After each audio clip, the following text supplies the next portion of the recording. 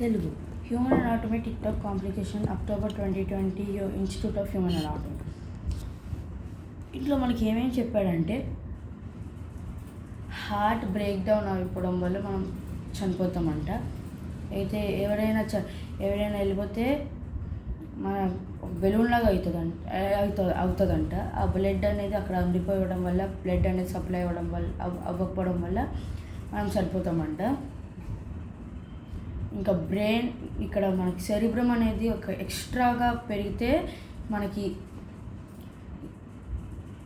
Spine stem అనేది ఎక్కువ effort పడి స్పైన్ ఫ్లూయిడ్ అనేది కిందకి వెళ్ళకుండా ఆపేస్తుందంట. కొంచెం వెళ్తుంది, ఎక్కువ వెళ్ళదు, ఎంత అయిందో అంత వెళ్ళదు.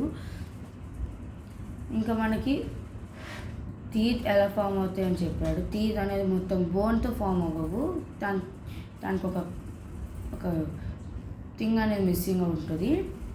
ఇంకా మనకి ఇంకోటి ఏం చెప్పించాడు, మన బ్యాక్ బోన్ అనేది ఒక ఇది ఇలా ఉన్నది. ఇలా ఉండడం వల్ల ఇక్కడ ఎక్కువ కవ్ తీసుకోవడం వల్ల అది టేల్ బోన్ ఏమని చెప్తుంది, ఇది తప్పు పొజిషన్లో ఉంది అని చెప్తుంది. ఇంకా ఒక అతనికి ఇక్కడ యాంకిల్ బోన్ అనేది పక్కకి వెళ్ళిపోయిందంట.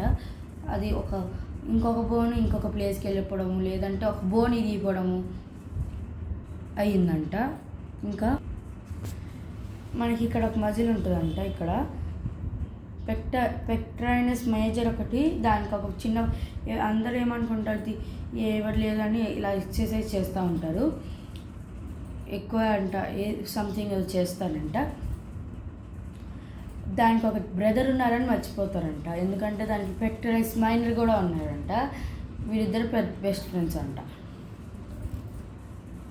ఇంకా